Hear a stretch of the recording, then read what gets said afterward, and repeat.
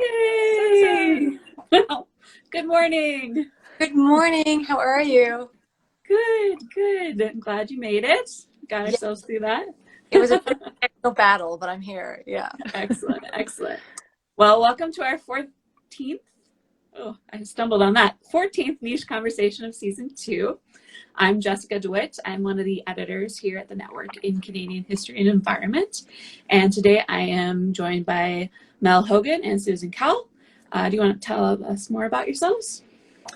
Yeah, sure. I'm an associate professor at the University of Calgary. My focus, well, I'm in the communication, media, and film department, and my focus generally is in and around data centers or genomic media or death in the cloud. So this is a bit of a departure, but it is also, as we'll explain in a bit, just born of a series of conversations I had with my good friend and colleague, Susan. So Awesome. Yeah, and I'm Susan. I'm a white settler, and my pronouns are she, her. And I live and work in Mohkinstsis, Calgary, visit the peoples of Treaty 7. And I'm an independent filmmaker and curator, and I'm also an associate professor at the University of Calgary. So I'm an art history by training, so I feel a little bit like an interloper here on NiCHE, but I'm happy to be here. And like Mel, I'm coming to this kind of in a lateral angle. Most of my work is on surveillance and thinking of cultural practices related to contemporary surveillance.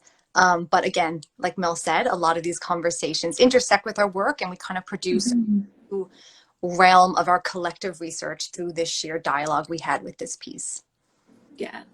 I love this interdisciplinary. That's I am always looking to expand like our contributors and our audience, because we all have so much to talk to each other about in so many different angles, and that we aren't trained in, or everyone always opens my eyes to different ways of viewing the world. So this piece, Diagnosis of a Planetary Condition, you originally wrote for Historians for Future and ESEH NextGate. And I think it was for their Sustainable Academia series. And I saw it and I was like, ooh, Canadian content, Canadian scholars, let's cross-post this. So we ended up cross-posting it on our website, and we're going to be chatting about it today. So as you mentioned in the piece, this was inspired by 2 headlines that you found. So I thought that maybe we could start off by talking about what these 2 headlines were. yeah, I can jump in here. So working through the Environmental Media Lab, the associate director, Crystal Choksey, had sent me this headline. It said, "Canadian woman diagnosed with climate change." And I had asked her, I was like, "Do you want to write about this?" She's like, you run with it. So then I wrote Susan into sort of thinking through this headline to write something that reached Susan's expertise, which we'll talk about in a minute. But I just thought this headline was such a good provocation, right? So it was basically talking about how in British Columbia, upward of 600 people had died because of a heat wave. This is summer 2021. And that this was the first woman diagnosed, like given the diagnoses of climate change due to breathing problems. And I thought, I think we should be paying more attention to what this means. Like, it seems like a really significant moment. Of course, it's not the first person to actually suffer from climate change in an embodied way, but for a doctor to kind of say, you know what, we're just going to call this climate change, there was a kind of surrendering to this, and I think we've been denying this for a long time. And then that second headline was just a little bit of like sort of demoed the kind of like most dire outcome of this particular way of thinking. And it was a headline about antelopes. It was just a couple of years older. The headline I'm reading here is "Strange Weather Triggered Bacteria That Killed 200,000 Endangered Antelope." And the idea was that, these bacteria had been living with a bacteria basically in their mouths, in their bodies, but because of climate change, the conditions for that bacteria changed, and it killed them all. So there was this link between like this reckoning with the idea that the planetary conditions really sort of matter for the ways in which we understand and regulate our bodies and health. And so we brought those 2 together. There could have been many more examples. Yeah. Do you have anything to add for that, Susan? No, I think that sums it up. Mel had these 2 articles and had been thinking about them really in terms of the connections between like the realm of the medical and then the realm of the planetary. So thinking about how, you know, one article about the human health that's been and diagnoses, so how like medical systems are tied up into often these parochial views of how the body works and thinking about that. And then this other article about this sudden extinction event of this large number of antelope of like a more than human animal, then kind of feeling the effects of these planetary conditions. So we thought they went really well together. And I think, yeah, they just kind of like hit on a few notes that we really wanted to start thinking about. So it gave us kind of this nice focus entry point to play around with some ideas. Mm-hmm. Mm-hmm. And so one of these ideas is this connection between the environment and the body. So can you talk more about what you mean by that, or what you observe in these topics when it comes to that? Yeah, no, thanks. That's such a great question. And I think that's kind of at the heart of what we're grappling with. And I think we say body, we often talk about the human body, right? And so we wanted to think about the human body in relation to the more than human body. So animals, space, water, land, territories, air.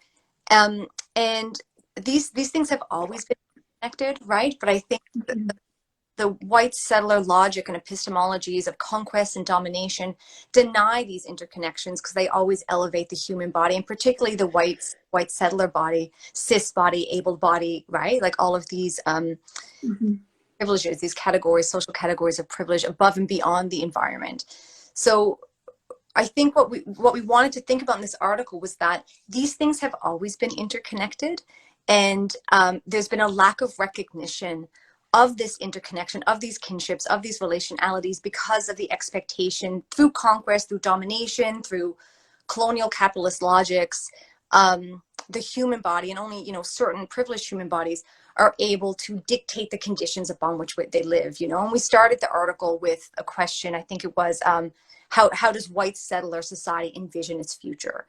And so we wanted to use this dialogue and this kind of conversation Mel and I were having in this article to think about that in terms of really firmly placing the human body, particularly the white settler body, with all of its attachments, with all of its thinkings, with all of its beings and histories, firmly in the space that it lives, not as a mode of conquest and domination, but as a reciprocal relation that's inextricably tied to the events, and that we can't consume our way out of this. We can't violence our way out of this, that we are intricately tied and,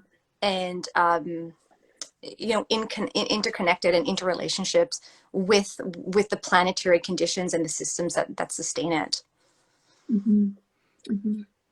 Anything to add, Mel? Yeah, well, I was just thinking how, like, how often I'll go to Susan with a kind of like provocation idea, and then she brings in this theory and these like she, you know, she has a really nice way. So I was just thinking as Susan was speaking how nice it is to work together and to think through these things together. And one of the things, sort of as an aside, Susan and I, when we reread the text, you know, we were like, it was that third voice. It was kind of this you know, merging of our two minds. But I think for me, you know, I just think of this slightly differently. And I was thinking like as a kind of provocation, and this is more like public scholarship, right? And it's more sort of open-ended than a research paper might be. And there's really a lot of enjoyment in sort of thinking through writing in these ways.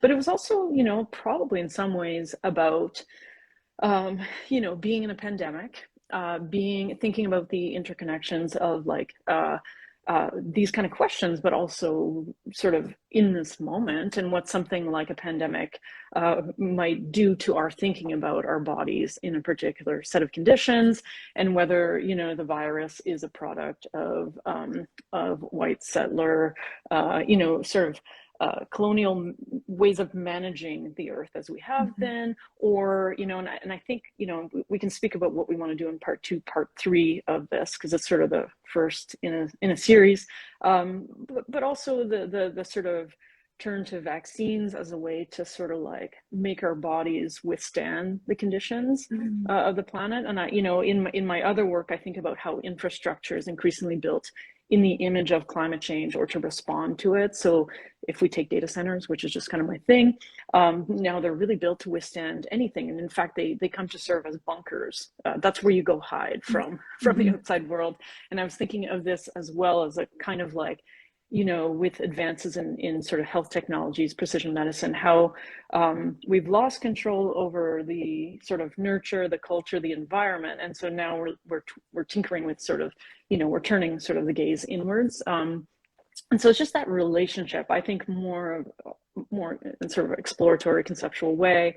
And then Susan grounds us and is like, you know, got that solid theory. And so I think it's like a mix of those things, right? Which have brought us to this first piece, this first, I guess, iteration in a sense, but also the first in a series of 3 potential sort of pieces that we want to write.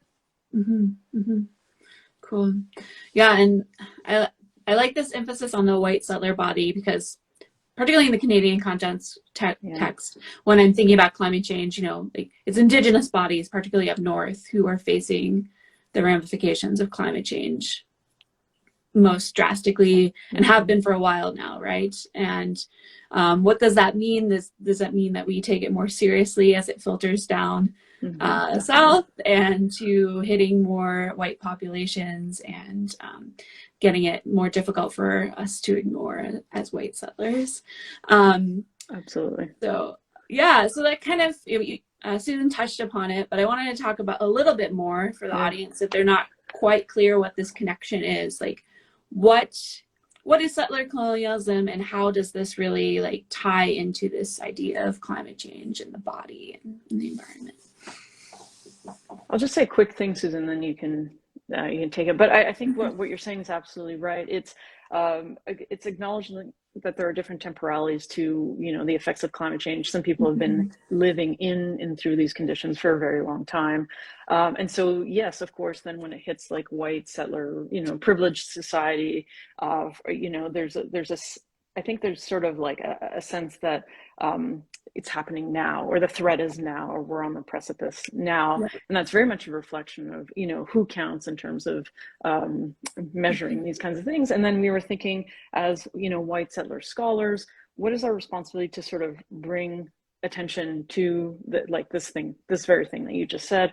And so I think when we expand this piece, we'll be thinking through a little bit, sort of, you know, through a matrix or through sort of a kind of grid, like the different implications for bringing in sort of white settler attention to this question, this problem that you just raised. Yeah.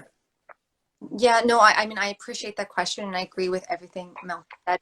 I love that phrase and thinking about the different temporalities of effect and of climate change. And I think when we wrote this piece, I think part of it, and sometimes it's like when you write a piece, it's only afterwards when you read it, you're like, oh, I think that's what we were doing. Like there's a clarity that comes with pacing and hindsight afterwards. And so I think in part what we were doing was trying to think of an ethics of accountability. So how do we have an ethical practice in our research? What are we accounting for? Who do we speak to, and who do we speak for? And so when we're talking about kind of broader context of settler colonialism, we're talking about historical and ongoing, right? Like it's not necessarily a temporal period in terms of like post-conquest, post-invasion, but we're also talking about not just the systems, institution, and social mechanisms that sustain it, that choreograph and sustain it, but also the logic that underlie those systems, the belief and value systems that dictate it. So when we're talking about medical systems, when we're talking about science, when we're talking about academia and the people who participate in it and get to define its directions, we want to think about what are the underlying principles and expectations of that.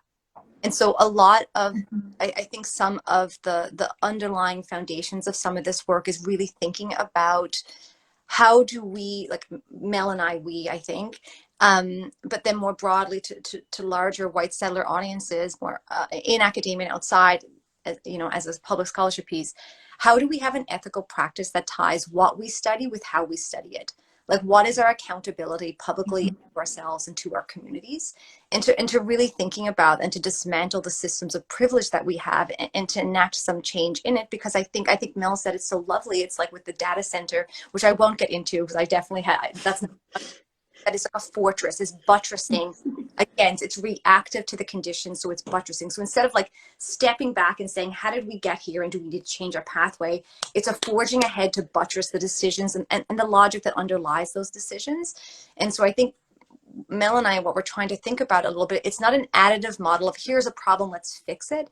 It's a this model of dismantling the expectations, logic, values, and belief of the very society that girds and buttresses this system that creates really damaging, violent, and models of conquest and domination for everybody, and felt differently at different temporalities. And I think the first article about the woman who's died of climate change, it's jarring because it's a diagnosis that feels so authoritative, like, oh goodness, now it's real. It's been real for hundreds of years, right? Like this, the oppression and dominance of settler society and how it's a scourge on the environment.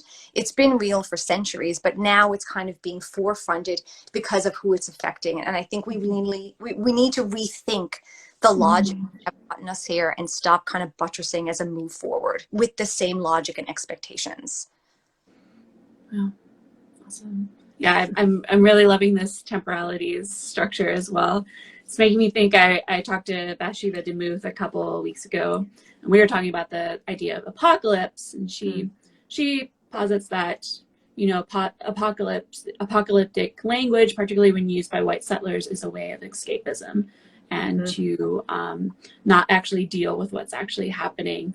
And the idea of temporalities, and that, you know, in a lot of Indigenous communities and Black communities, et cetera, have already experienced apocalypses, right? So we're on different, you know, whose apocalypse is it that we're talking about, right? Or what system's apocalypse, right? So that's what it was getting me to think about. Yeah, so I want to thank you for joining me today. I'm very excited. So there's going to be 2 more pieces in this series, you're thinking? Yeah, there's one that we've drafted as part of a workshop on the archive and extinction that's happening in Berlin. So I think that will be out shortly. I'll send you a link. And then a third piece from a workshop in Montreal at Concordia University on inconvenience. So they'll sort of like weave a kind of argument in and through different sites, you know, but I'll definitely keep you posted on that. Yeah. Great. Awesome. Well, everyone can check out the diagnosis of a planetary condition on our website or on the Historians for Future website. And I want to thank you both for joining me today. This was fun. Thank you so much. Thank you. Take care. All right. Bye.